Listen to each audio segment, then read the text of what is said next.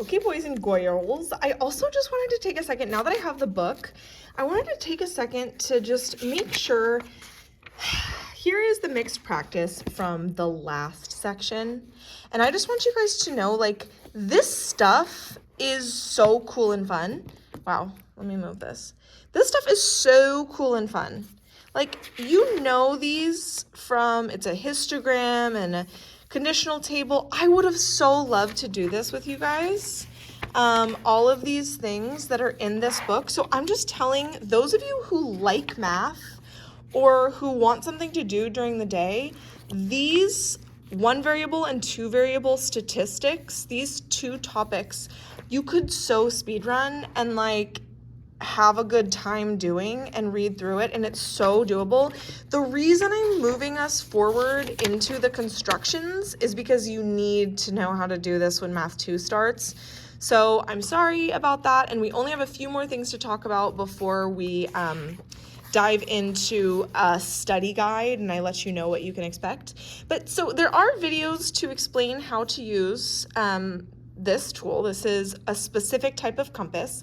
Typically a compass looks like this, and the point of a compass is to kind of find a length and then you screw it tight so it stays that length, so then the compass will never get too wide or too thin. This tool is a simple version, and maybe I'll link another video of how to use it.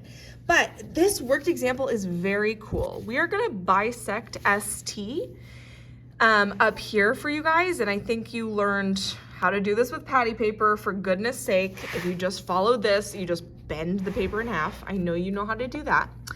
And then I want to make sure, so here's the patty paper, you just boop boop.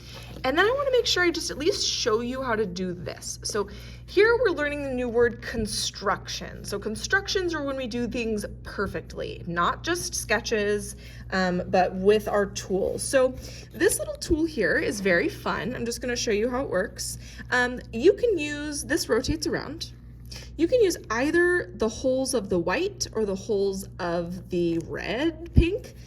And so if I hold this down and I put my pencil in one of these holes, oops, and twist it, wow, it is not twisting. Did I get a bad one? Did I get a bum one? Oh, you guys, what is wrong with my compass? Maybe, is it my, I don't know. Well, maybe I'll try using one of these holes anyway. So, voila. There you go. So if you hold your finger in the center perfectly, it'll make a perfect circle for you. That's the hope. So besides just making perfect circles with this compass, and of course the smaller the hole, maybe it just doesn't want to do the smaller hole because the radius is too small. That's what it is. So the lever was, well, you haven't taken physics yet, but this was too close maybe of a radius. It didn't want to do it.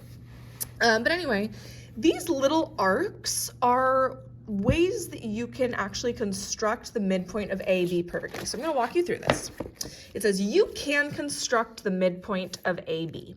And one way to do it is to take part of your compass, the part where you would put, you know, your center, your hole. So I'm going to line this, oh, you can't see it. I'm going to line this hole up with S. And I'm going to choose a dot. So I'm going to choose, I have to choose the right one. I have to choose, sorry, the same one.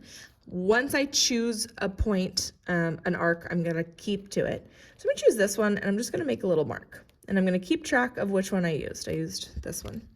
Now when I go to the other side, I'm going to line up with the other dot, and I'm going to make an arc again. So boom, boom. I made sure I used the same hole. I know this didn't look super clear, so I lined it up, swing, swing, line it up on the other side, same exact hole, swing, swing, and you'll get something that looks like this. Now, where these two places meet, these two marks are equidistant from the line, and they will connect, if you make a straight line, right at the midpoint. So not only is this the midpoint, so I want you to look at this for a second.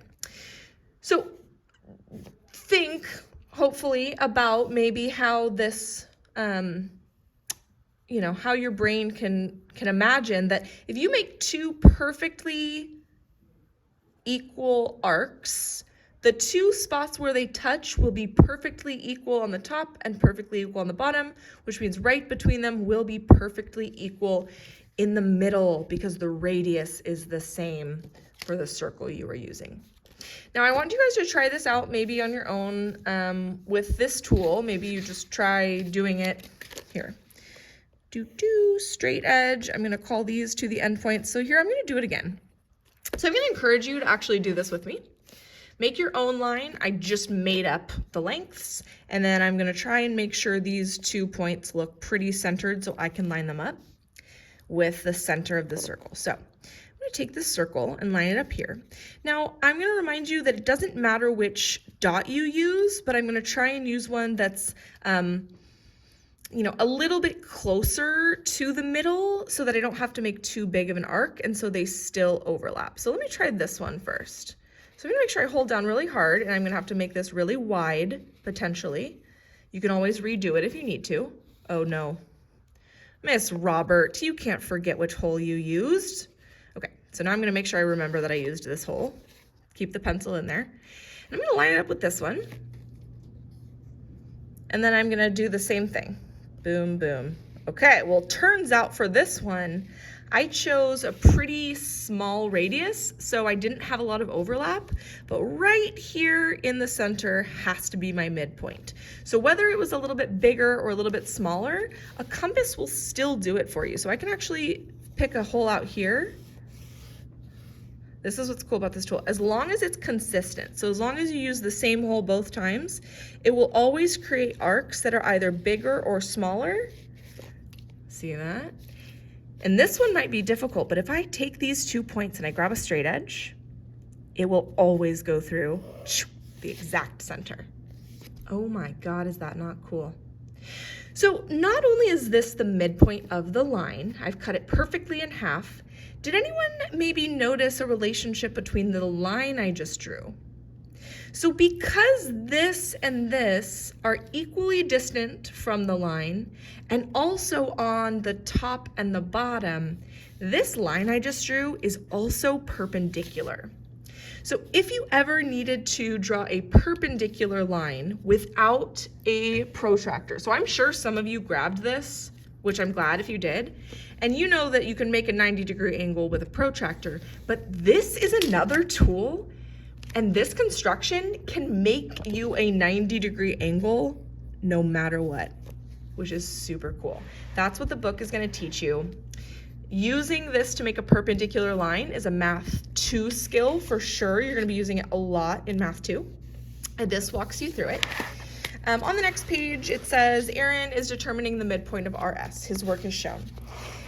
Aaron says that because the arcs do not intersect, this line segment does not have a midpoint. Kate disagrees and tells him he drew his arcs incorrectly and he must redraw them to determine the midpoint. Who is correct?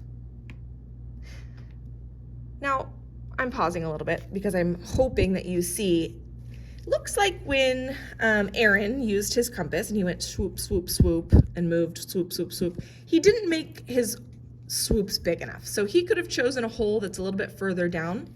So if you're answering this, I'm hoping you see that Kate is correct.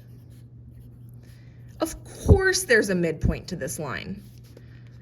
You think there's no midpoint at all? Well, of course there is. There's a point right in the middle of these two also, but we cannot estimate when we're doing constructions. So I know it looks like it's right there. We're not going to estimate for this unit. We're gonna make sure we use our tools to make it perfect. So it says use construction tools to locate the midpoint of each. This activity is something you can do with these. I believe there are enough in here for maybe everyone to share one. And then here's what a typical compass looks like. I didn't realize there was one in here.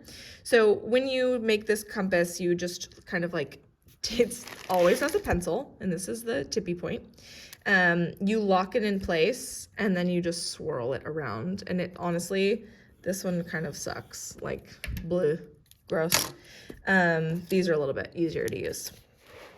It's just not that you won't see it very often. So on the next page, it says constructing perpendicular lines. Well, surprise, surprise, that's actually what I just did. So there's ways to construct a perfectly perpendicular line. So I'm going to remind you, perpendicular This is parallel, this is perpendicular with a perfectly 90-degree angle. So I'm gonna draw this in here for you guys. As you roll through this, you don't need to do very much, but maybe if you need to use these worked examples to figure out how to do stuff, it should be able to tell you how to construct perpendicular bisectors, other lines like that. And